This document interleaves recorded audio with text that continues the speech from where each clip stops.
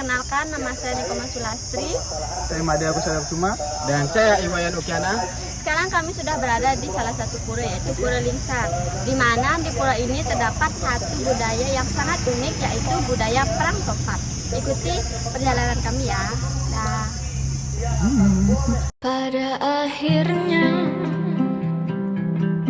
ini semua hanyalah permulaan. Pada akhirnya kami semua berkawan dengan sebentar, berbaring tersentak tertawa, tertawa dengan air mata, mengingat bodohnya dunia dan kita yang masih saja berusaha. Budaya perang topat ini sudah pasti tidak asing lagi bagi masyarakat Lombok, khususnya masyarakat Lombok Barat, seperti Lingsar. Hal ini dikarenakan budaya perang topat sudah dilakukan secara turun-temurun oleh masyarakat Lingsar. Nah, keberadaan budaya perang topat ini sudah tentu membawa dampak yang sangat besar bagi lingkungan sekitar, seperti mengajarkan tentang toleransi antar umat beragama, yaitu agama Hindu dan Islam, yang dimana tetap hidup rukun walaupun berdampingan. Sehingga hal tersebut dapat mempermudah mereka untuk bekerja sama dan saling membantu dalam menjaga kelestarian budaya dan lingkungan hidup di sekitar mereka.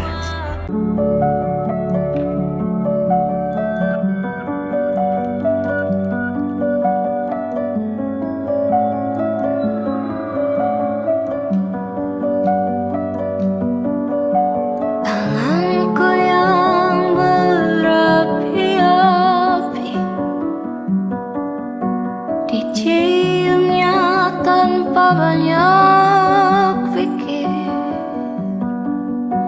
Belum pernah aku. Selain berdampak pada bidang lingkungan, budaya perang topat juga berdampak di dalam ekonomi, seperti membantu penerimaan devisa, membantu meningkatkan pendapatan masyarakat, harga dan tarif, distribusi manfaat dan keuntungan, kepemilikan dan pengendalian, serta pendapatan pemerintah. Selain itu, budaya perang topat juga membantu masyarakat dalam mengurangi jumlah pengangguran yang ada.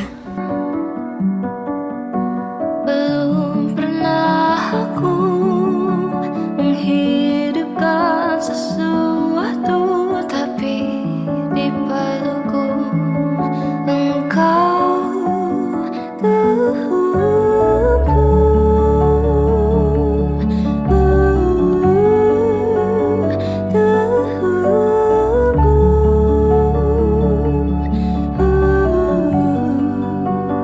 Sebuah pejana yang selalu menungguku, mengisinya penuh, entah dengan air, entah dengan tangis.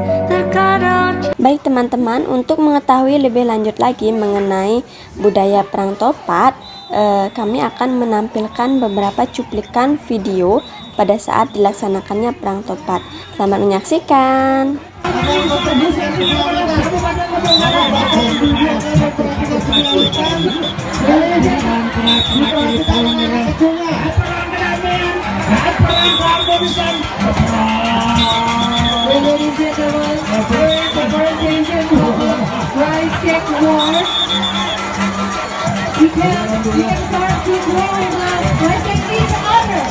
Bapak PJ Gubernur, Bapak Bupati dari Tabanan juga hadir, dan tentu untuk Bupati Lombok Barat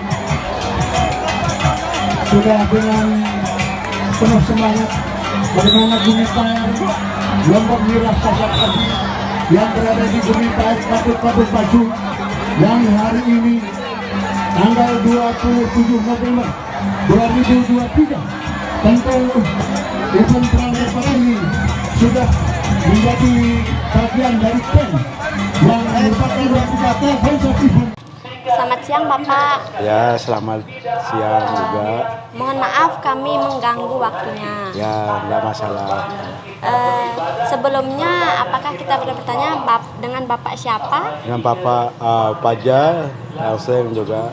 Kalau bahasa baratnya nama Jack gitu ya. Ya. Maksud kedatangan kami ke sini ingin mengetahui lebih lanjut mengenai budaya perang topat, entah ya bagian sejarahnya dan latar belakangnya. Oh ya, siap. Mohon diceritakan Bapak. Oh ya, baik ya. Selamat pagi di objek wisata Lingsar. Semoga enjoy di tempat ini karena di Lingsar ini terdapat dua etnis dengan porsi yang berbeda. Jadi ada di bangunan pura Lingsarnya, itu salah satu bangunan pura induk pertama kali didirikan oleh Raja Kasem di Lomboknya, baru pura induk lainnya. Jadi pura Lingsar ini itu didirikan oleh Raja Karangasem pada tahun 1714-nya setelah dia dirikan pura persinggahan di Batu Bolong. Karena Raja Karangasem memasuki Pulau Lomboknya lewat laut dengan menggunakan rakit, lalu singgahnya di Batu Bolong. Dan setelah singgah di sana sempat punya ide Raja Karangasem serta balada mereka untuk membangun pura persinggahan di pinggir pantai, yaitu namanya Batu Bolong. Setelah dia dirikan pura tersebut di atas batu karang, lalu setelah jadi pura itu dibangun, lalu dihantam gelombang besar, akhirnya bolong. Sehingga pura itu diberi nama Pura Batu Bolong yang didirikan 1712-nya. 2 tahun kemudian barulah dibangun pura Lingsarnya, induk pertamanya, yang didirikan 1714-nya oleh Raja Karangasem dari Bali, yaitu Raja Anak Agung Gede Ngurah. Dan umat Hindu setiap 1 kali setahunnya mengadakan upacara Odalan. Odalan itu bertujuan untuk memperingati Hari Ulang Tahun Pura Lingsarnya yang diadakan pada bulan November-Desember yang bertepatan pada bulan purnama dengan tujuan untuk persembahyangan besarnya bagi umat Hindu yang disebut dengan nama Odalan. Lalu musimnya lebih awal masuknya ke Lombok karena musim masuknya pada abad ke-15 dan pertama dia syariat Islamnya lewat seni budaya, kultur budaya di Lombok Utara. Jadi dia tidak langsung ke Lombok Timur, jadi ke Lombok Utara, daerah utara. Nah di sana dia siarkan Islam secara perlahan-lahan dengan menggunakan kitab yang disebut dengan nama Takapan. Tapi bukan kitab, tapi pedoman. Pedoman dengan bertulisan bahasa Kawi. Itu dia siar Islam lewat sana, lewat kultur budaya, lewat dongeng-dongeng pewayangan, gendeng-gendeng, lewat acara-acara pewayangan. Jadi kisah-kisah itu lewat kultur budaya dia siar Islamnya dulu, bukan lewat dakwah-dakwah. Jadi berdakwah lewat gendeng, lewat budaya, dongeng-dongeng gitu kan, dengan menggunakan pedoman namanya Takapan yang bertulisan bahasa Sanskertanya. Nah di sana timbullah pada saat itu museum Batu Telu yang kayak di Jawa Kejawen. Ya museum yang belum diadakan diberikan acara dengan sempurna. Lalu kemudian datanglah Sunan Wali yang 9 tersebut yang menjembatkan ajaran Islam animisme jadi sempurna di museum ortodoksnya. Itu makanya timbul museum animisme dan timbul museum ortodoksnya di Lombok yang lewat dakwah Islam. Ya. Nah, kemudian setelah itu museum lebih awal masuk pada abad ke-15 ke Lombok. Sebelum Hindu masuk ke Lombok, museum sudah masuk. Jadi dia berdirikan bangunan di sana karena wali itu ketika dia balik di Gunung Rinjani dia mendapatkan sebuah petunjuk untuk tanamkan sebuah tongkat. Nah, cabut tongkatnya keluar air sama ikan. Di dalam tempat itu diberi nama Kemalik. Kemalik itu diartikan dalam bahasa Sasak, Kemalik artinya keramat, sedangkan Lingsar yang diartikan dalam bahasa Sanskerta, Ling itu diartikan suara dan Sar itu diartikan air. Jadi Lingsar itu suara air. Makanya kalau kita masuk ke Malaysia, kita akan lakukan air yang bisa menyembuhkan segala macam jenis penyakit, baik penyakit luar maupun dalamnya, termasuk yang galau-galau, patah hati boleh di sana. Ya itu karena penyakit dalam itu semua. Karena air itu diberi nama air kalbutain dalam bahasa Arab, artinya penyuci batin. Makanya kalau hati-hati yang kotor bisa disucikan pakai air itu dengan baca kulhu dalam bahasa Islamnya. Kulhu itu untuk membersihkan, karena itu kata dalam Al-Quran dalam bahasa Arabnya Allahus Samad, Allah Sang Maha Pencipta segala macam zat. Masuk airnya yang dikenal untuk dapat meyakini bahwa Allah itu adalah pencipta segala macam jenis zat. Gitu. Itu ada di dalam. Nah, jika kita gunakan air itu, kita ambil dipakai bunga. Itu ada di dalamnya. Kemudian ada ikan juga dikeramakan, kita belikan telurnya. Dan di sana juga bisa make wish yang pengen dapat jodoh, dapat langgeng, itu ada juga di tempat kemalik itu. Ya. Lalu kemalik ini didirikan abad ke-15-nya. Nah itu sebelum masuk Hindu, tempat itu sudah ada sekitar 200 tahun sebelum berdirinya pura. Nah tempat itu tempat ritual semua budaya, semua umat. Jadi segala macam jenis budaya, jenis segala macam agama, budaya dan itu masuk di sana. Dia upacara menurut keyakinan yang kita masing-masing di tempat. Tempat berdoa bersama itu namanya petaulan. Taul itu diambilkan dalam bahasa Arab juga. Kata taul artinya tali penghubung. Nah mereka menghubungkan sang holiknya lewat satu tempat, yaitu di Kemelisa dengan nama petaulan. Itu ada di dalam. Itu di kemaliknya. Lalu kemaik ini juga dipakai untuk tempat ritual semua umat, semua budaya 24 jam. Jadi agama Hindu, Buddha, Kristen, Katolik, kemudian ada Konghucunya, Cinanya, animismenya di Lombok, Ortodoksnya. Jadi upacara ritual bersama-sama di tempat berkeyakinan kita masing-masing. Karena salah satu objek wisata yang unik dan harmonis di Nusa Tenggara Barat itu objek wisata Lingsar, karena bisa semua agama masuk melakukan upacara bersama-sama berkeyakinan yang kita masing-masing di satu tempatnya. Itulah ada kaitan keharmonisan semua agama di tempat ini. Keunikan tempat inilah bisa kita lihat bahwa bagaimana masyarakat di sini itu bergaul dan bercampur baur untuk melaksanakan upacara bersama-sama keyakinan kita masing-masing di satu tempat. Jadi uniknya di sana. Kemalik ini juga jika ada orang yang sakit, orang yang kepingin naik haji, yang pengen naik jabatan, yang pengen dapat anak bagus, pacar baik, suami baik juga, pacar baik juga sana. Nanti dia kalau sudah berhasil dengan tujuan mereka, dia akan kembali ke tempat itu untuk melakukan sebuah ritual sebagai wujud rasa syukur mereka pada sama kita setelah diberikan keberhasilan di segala bidangnya, kesuksesannya. Itu di sana di dalam itu. Dia ada kadang-kadang ada yang berjanji menginap di dalam bayar nazar kaulnya itu. Bawa makanan sesajian untuk penciptaan rasa syukur mereka pada sama penciptanya. Makanya di sini terdapat dua tempat dengan fungsi yang berbeda. Nama tempatnya nama objek wisata Pura Lingsar dan Kemengesar. Kemudian satu kali setahun di tempat ini perkiraan pada bulan November Desember yang bertepatan pada bulan purnama itu diadakan upacara ritual sasak yang disebut dengan nama Puja Wali Prangtupat. Jadi Puja Wali itu artinya bertujuan memperingati hari yang 9 Wali Songo. Sedangkan Prangtupatnya, acara disasaknya itu tujuan untuk kemakmuran kesuburan dan sebagai wujud rasa toleransi dan wujud rasa kebersamaan dari semua budaya, semua agama menyatu jadi dan tak terpisahkan. Itu tujuan di Prangtupat itu. Jadi ketupatnya itu prosesnya diambil semua hidup karena air. Karena di dalam itu banyak air. Jadi ada sumber air, kemudian mengalirnya ke masyarakat airnya itu. Dapat masyarakat menikmatinya setiap harinya. Dan juga air itu di samping juga untuk masyarakat, untuk airnya dapat diminum, juga bisa untuk menghidupi segala macam bentuk tanaman. Termasuk buah-buahan, dapat tumbuh subur makmur. Kemudian setelah itu airnya itu bisa untuk awet muda, awet tua juga. Jadi banyak macam fungsi airnya. Yang pengen awet muda boleh, yang pengen awet tua boleh, awet tua gitu. Itu ada di dalamnya itu. Dan airnya itu juga dapat menghidupi sawah-sawah, termasuk padi-padian, termasuk pohon-pohon banyak dapat tumbuh seperti pohon kelapa, nyur ya. dapat tumbuh juga karena air. Kemudian padi-padi juga dapat tumbuh karena air.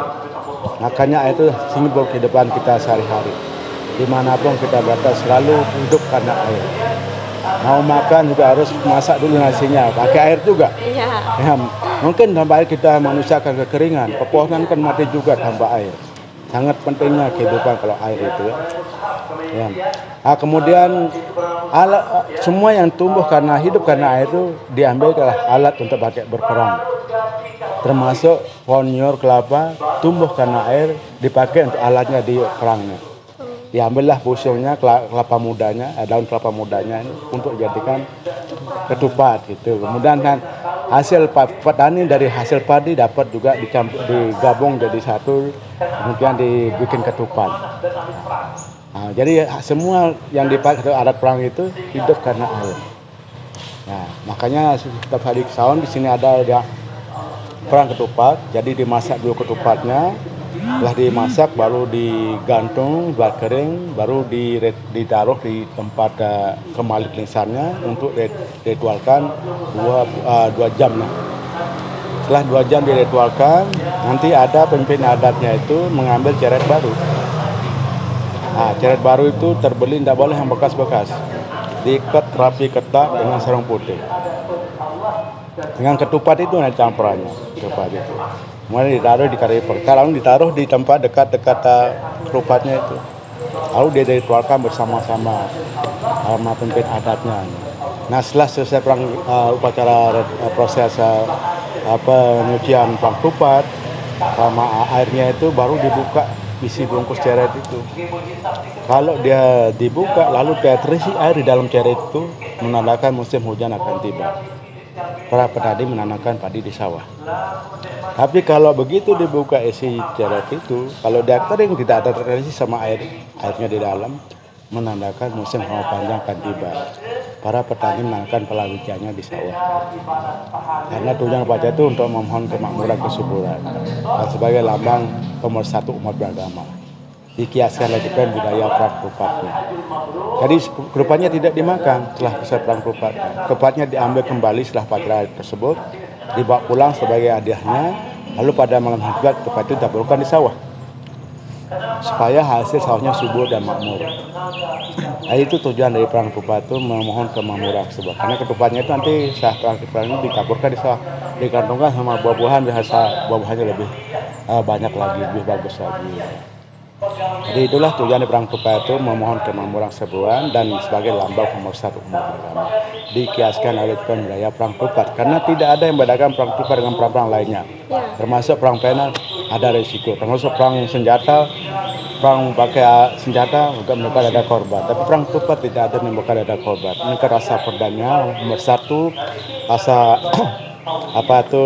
memiliki dan jadikan salah satu simbol semua budaya, pemersatu semua umat, semua budaya lewat perang ketupatnya. Karena perang ketupat tidak membawa bencana, membawa penderitaan, tapi membawa keberkahan bagi segala macam kehidupan yang ada di Lombok, khususnya pernikahan yang ada di Lombok. Nah, itulah tujuan dari upacara perang ketupat tersebut. Maaf sebelum Pak, saya pengen bertanya lagi. Ya, boleh.